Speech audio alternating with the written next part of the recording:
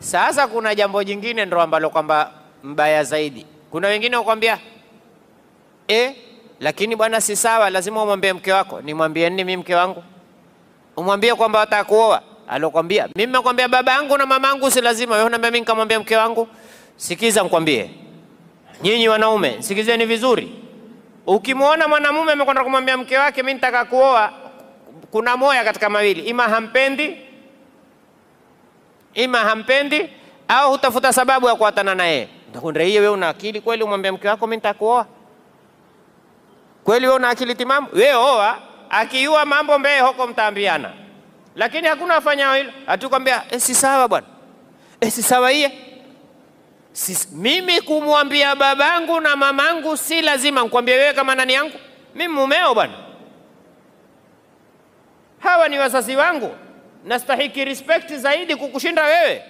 Wewe ni mshirika mwandani wangu tu mimi na wewe. Mimi mumeo na wewe ni mke wangu. Kwa nini nikwambie mimi nitakuoa wa pili? Sikwambii hata siku moja na watatu.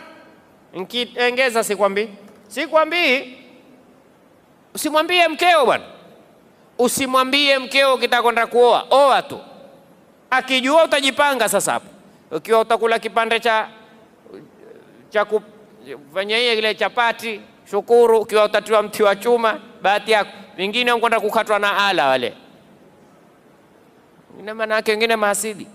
Yeye amekosa, yake joka la mdimu. La haula wala quwwata illa. Lakini mtu hamwambii mkewe. Hakuna katika Uislamu ukitaka kuoa mwambie. Na mimi nitakupa ushahidi. Mtume SAW alikuwa hawaambii wake zake. Safari moja Mtume SAW alimuona Juwairia katika mateka wameshikwa. Kabla Mtume hajamuona na Aisha alimuona, alipita akamuona akasema chombo hichi Mtume asione ngoma hii. Manake ngoma kama hizi ndio humtua. Aisha ajua kwamba Mtume apenda type gani, si ni mumewe? Na hapo utajua kwamba mume na mke walikizungumza wakiua wayapendayo ni yapi. Akawaambia maswahaba, fanyani hivyo vote mumfite huyu asionekane na nani? Na Mtume. Sasa kama alikuwa Mtume akiwaambia, angekuwa hana haja kuambia nifiteni, kwa sababu ajua akitaka kuoa atafanya nini? Atanambia. Mmefahamu hapa? Wanaona utolewa mato tu. Aisha na Aisha aliwaambia masahaba, huyu mfiteni asionekane na Mtume. Akimuona Mtume huyu hatoki kombo ataolewa.